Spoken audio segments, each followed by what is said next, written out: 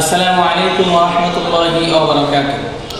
আমরা বিগত ক্লাসে শিখেছিলাম আল্লাহ শব্দের ডানে যদি জবর অথবা পেশ হয় তাহলে আল্লাহ শব্দের লামকে আমরা কিভাবে পড়ব।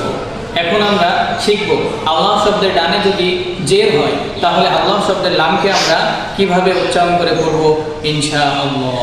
আল্লাহ শব্দের ডানে যদি জের হয়, আল্লাহ শব্দের ডানে যদি জের হয় তাহলে আল্লাহ শব্দের লামকে বারিক অথবা পাতলা করে পড়ব।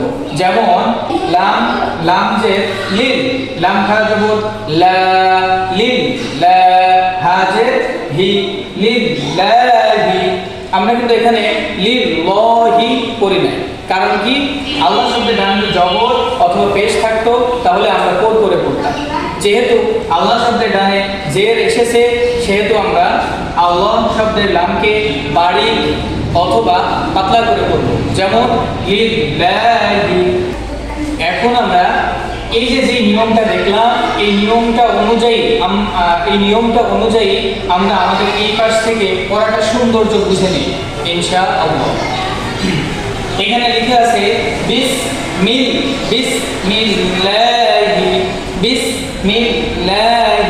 আমরা কিন্তু বিসমিল্লাহি পড়ছি না, কারণ কি আমরা এই পাশ থেকে শিখলাম যে আল্লাহ শব্দের ডানে জের হয় তাহলে আল্লাহ শব্দের লামকে আমরা পাতলা করে পড়ব।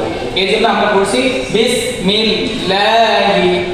উচ্চারণ বাসিন যে বিস, মিম লাম যে মিল, বিসমিল, লাম খারা জবর লা, লাম খারা জবর লা, বিসমিল্লাহ, হাজের হি, বিসমিল্লাহি, মিল্লাহি। কেন হলো?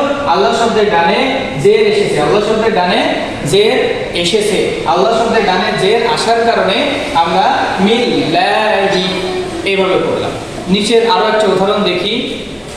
আলহামদু, আলহামদু লিল্লাহি, লিল্লাহি।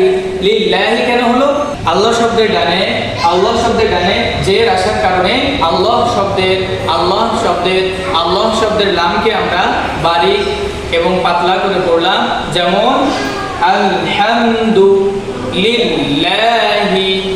আমরা যারা বিগত ক্লাসটা দেখি নাই যে আল্লাহ শব্দের ডানে জবর অথবা পেশ হইলে আল্লাহ শব্দের লামকে কিভাবে পড়তে হবে, আমরা সকলে চেষ্টা করব যারা আল্লাহ শব্দের ডানে জবর অথবা পেশ আসলে কিভাবে পড়তে হবে এই ক্লাসটা দেখি নাই, তারা সকলে বিগত ক্লাসটা দেখে আসলে আমার মনে হয় যে আল্লাহ শব্দ পড়ার ক্ষেত্রে বোঝার ক্ষেত্রে আর কোনো সমস্যা থাকবে না, আশা করি ইনশাআল্লাহ।